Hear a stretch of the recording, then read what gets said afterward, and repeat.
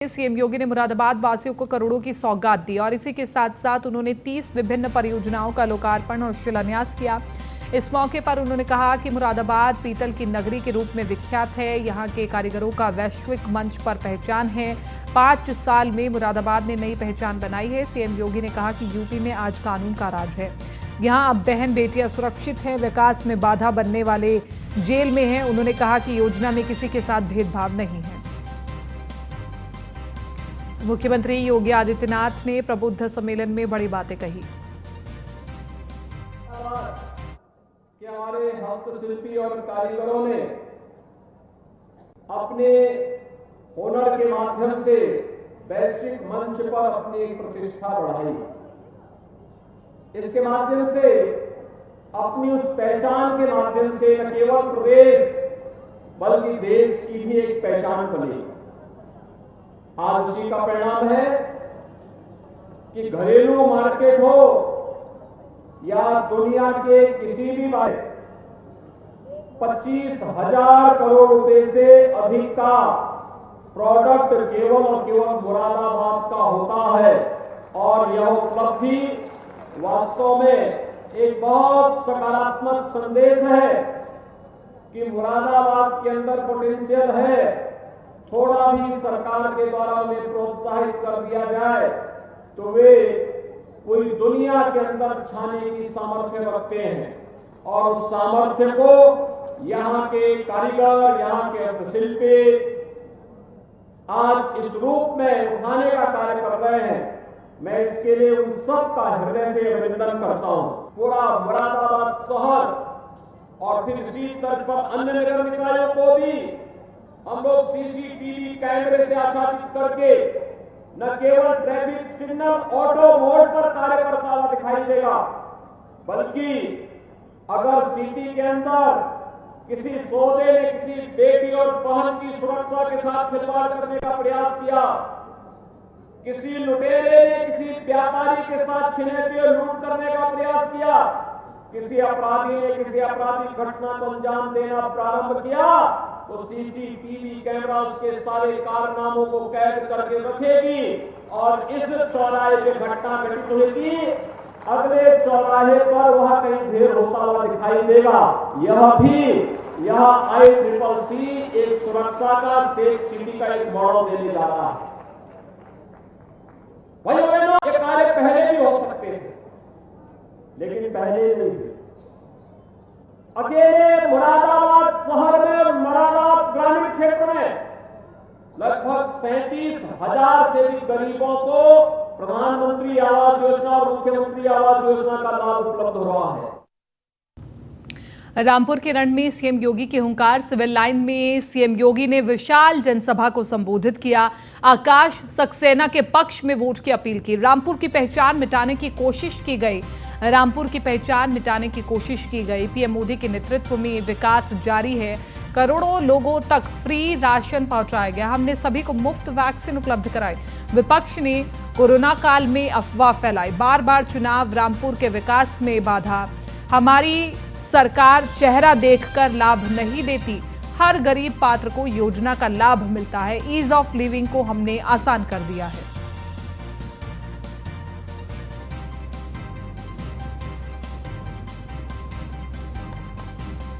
तो बड़ी खबर हम आपको बता रहे हैं। मुख्यमंत्री योगी आदित्यनाथ रामपुर के रण में उतरे। आज इंफ्रास्ट्रक्चर के बड़े बड़े कार्य हो रहे हैं।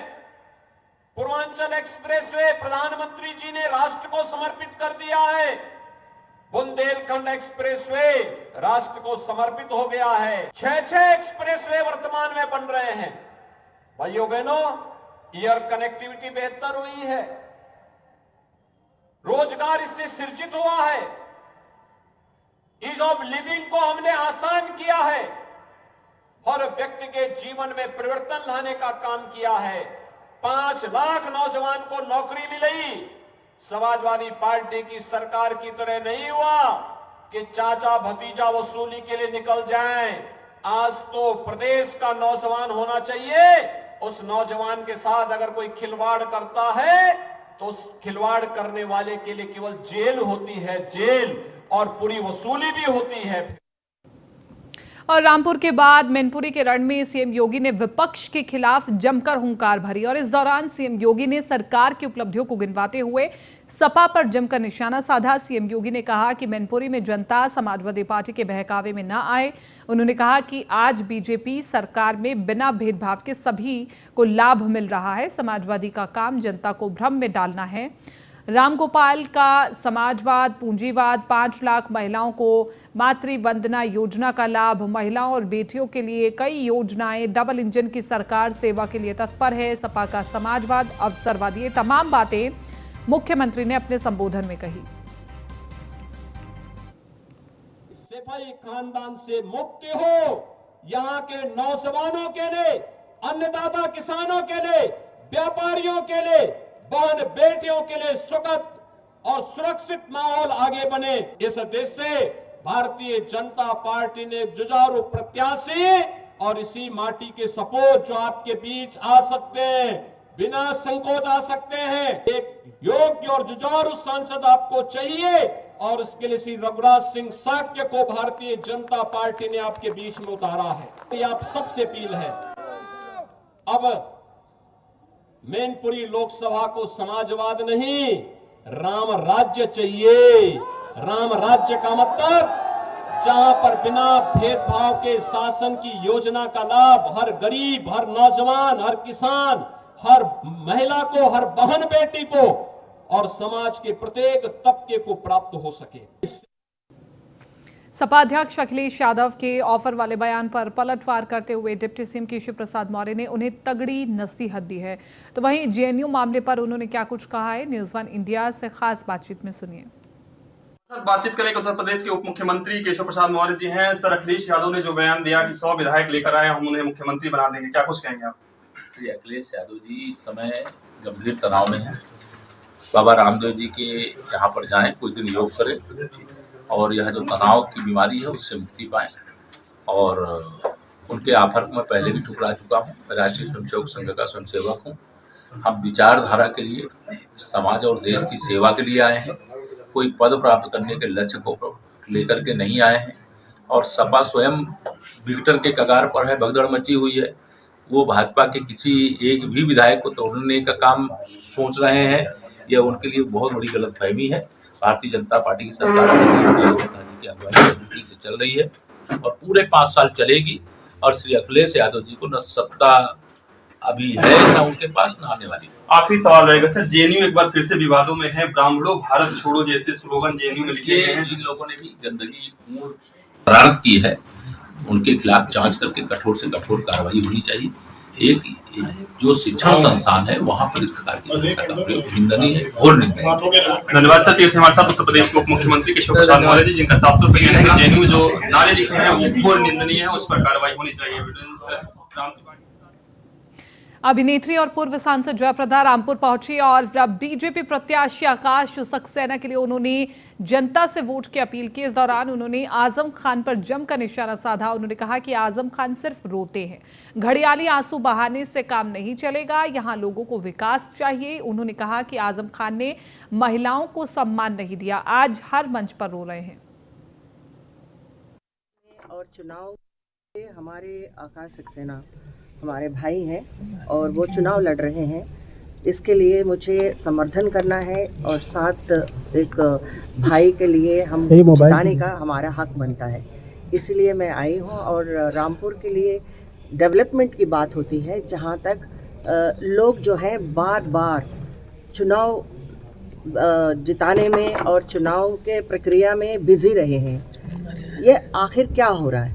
चुनाव बार बार क्यों होता है? क्योंकि हम बात करना है तो 5 साल में एक बार हम लोगों को डेवलपमेंट की बात होनी चाहिए। और रामपुर में क्या हम लोगों के लिए क्या हम रोज़गार दे सकते हैं, या यहाँ पे उद्योग की बात होती है। लेकिन ऐसा कुछ भी नहीं है। सिर्फ एक परिवार के लिए रामपुर में हर 6 महीने में, हर 3 महीने में कुछ ना कुछ हो रहा है। तो आज मैं बहुत दुखी हूँ, क्योंकि मैं जब भी आई रामपुर ने मुझे अपने पलकों में बिठा के मुझे 2 बार जिताया और रामपुर के जनता को मैं शुक्रिया अदा करना चाहती हूँ।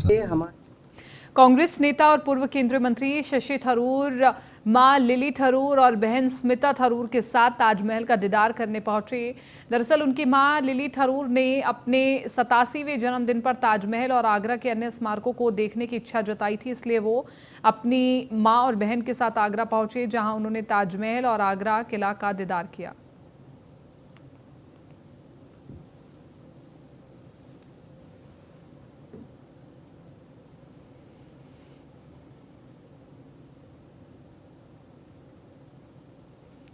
तो ये तस्वीरें हम आपको दिखा रहे हैं। बरेली में स्वास्थ्य विभाग की नाक के नीचे एक ही रजिस्ट्रेशन पर अलग अलग 2 अल्ट्रासाउंड मशीनें चलती पाई गई। इतना ही नहीं, सीएमओ की फर्जी मोहर लगाकर मशीन खरीदने का मामला सामने आया है। अब ऐसे में सवाल ये उठता है कि फर्जी अस्पतालों और अल्ट्रासाउंड सेंटरों की रोकथाम के लिए बनाई गई स्वास्थ्य विभाग की टीमें क्या कर रही थी, जो इतने बड़े अल्ट्रासाउंड के बारे में उन्हें भनक तक नहीं लगी।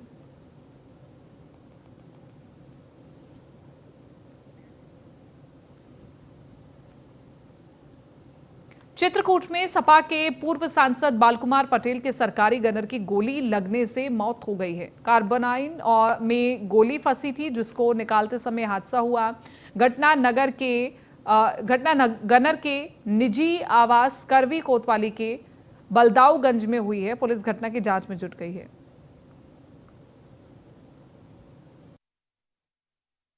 जो कि एक रिटायर्ड आर्मी से हैं, आर्मी रिटायर्ड हैं और इस समय वर्तमान में पुलिस में थे, सिविल पुलिस में। और ये बाल कुमार पटेल जी के सुरक्षा दल में थे, गनर के रूप में काम कर रहे थे। और वहाँ से कल ये 8 साढ़े 8 बजे आए, वहाँ से अपनी सेवा दे के और आके घर में बैठे थे। आए जैसे थके मांदे थे, उन्होंने कहा भाभी को कि चाय बना लाओ हमारे लिए, और उसमें कार्बाइन फंसी थी। तो बोले हम तब तक इसको सही कर लेते हैं। तो भाभी उधर चाय बनाने चली गई। जब भाभी आई तो देखी आवाज़ आई कुछ, तो भाभी ने देखा कि भैया लहूलुहान पड़े हैं। उन्होंने कहा कि मुझे जल्दी से जल्द अस्पताल पहुंचाओ, ताकि मेरी जान को खतरे से मैं बाहर हूँ। घर होने के नाते शाम को डेली जब मैं घर आ जाता था, ऊपर चला जाता था, डेली अपना परिवार में चला जाता था। कल मैं भी 7:15 साढ़े 7 बजे करीब घर पहुंच गया था। इसके बाद ये अपना घर चले गए। मुझे नहीं मालूम था, मुझे तो सुबह मालूम था।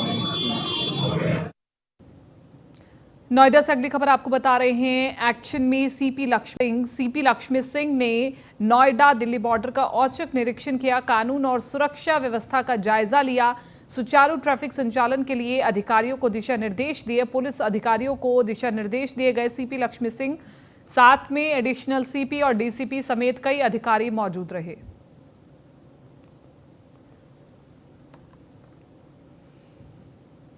ग्रेटर नोएडा की बिसरख पुलिस ने हेमा चौधरी हत्याकांड से पर्दा उठा दिया है। दादरी के बड़पुरा गांव की रहने वाली पायल भाटी ने प्रेमी संग मिलकर अपने जैसी कदकाठी की दिखने वाली ग्रेनो वेस्ट की रहने वाली हेमा चौधरी की घर बुलाकर हत्या कर दी। हत्या के बाद हेमा के चेहरे पर गर्म तेल डालकर पहचान मिटाने का प्रयास किया गया। हेमा के हाथ की नस काटकर अपने कपड़े पहना दिए गए। शव के पास पायल के नाम का सुसाइड नोट छोड़कर दोनों फरार हो गए। सुसाइड नोट पढ़कर परिजनों ने पायल का शव समझकर उसका अंतिम संस्कार कर दिया। आरोपियों ने कबूल किया है सीरियल और क्राइम डॉक्यूमेंट्री देखकर पूरी प्लानिंग की थी और वारदात को अंजाम दिया था। निशांत शर्मा ब्यूरो चीफ बने हुए हैं फोन लाइन पर। निशांत शर्मा, सीरियल और क्राइम सीन्स देख करके इस तरह की घटनाएं प्रदेश में घटित हो रही हैं, इस पर पुलिस ने क्या एक्शन लिया है?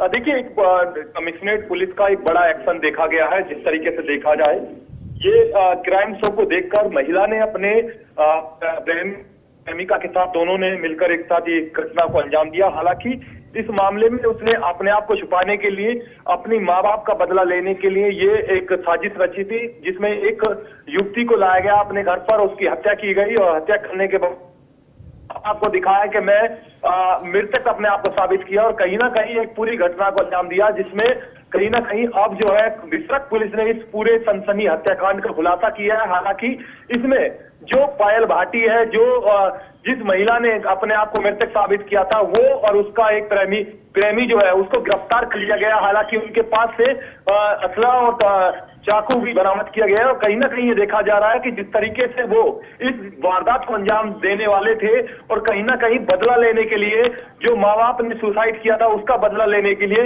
एक घटना करने वाले थे। कहीं ना कहीं ये देखा जा रहा है कि बड़ी एक घटना का खुलासा किया गया है और कहीं ना कहीं विपक्ष पुलिस के हाथ बड़ी कामयाबी लगी है। ठीक है निशांत, शुक्रिया तमाम इस जानकारी के लिए।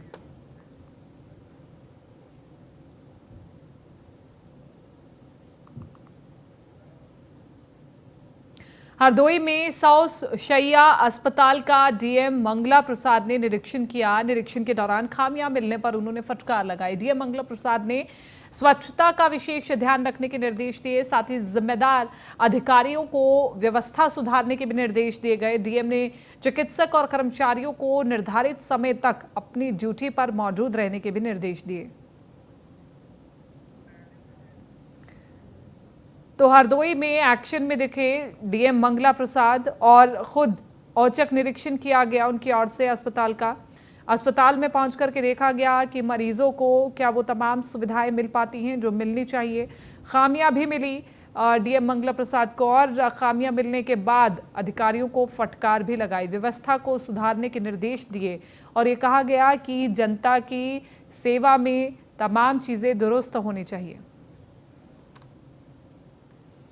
बुलंदशहर के अहमदगढ़ थाना क्षेत्र के गांव मेवाती नंगला में दबंगों सीआईएफएफ में तैनात सब इंस्पेक्टर के घर पर दबंगों ने जमकर पथराव किया। दबंगों ने सीआरपीएफ के सब इंस्पेक्टर के घर पर ईंट पत्थर बरसाए। पथराव में 2 लोग घायल हो गए हैं। पथराव करते हुए दबंगों लोगों का वीडियो सोशल मीडिया पर वायरल हो रहा है। वीडियो में महिला चिल्लाती हुई दिख रही है। वहीं सूचना पाकर मौके पर पहुंची पुलिस घायलों को अस्पताल भिजवाया और मामले की जाँच में जुट गई है। पूरा मामला बुलंदशहर का बताया जा रहा है।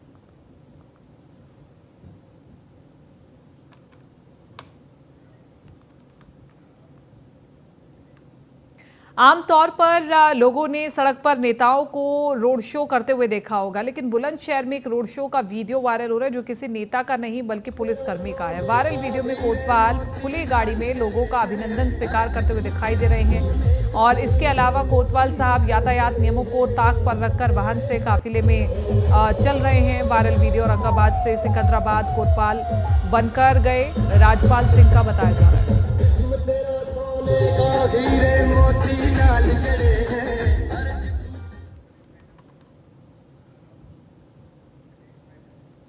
फिलहाल इस बुलेटिन में मेरे साथ इतना ही। दीजिए इजाजत, नमस्कार।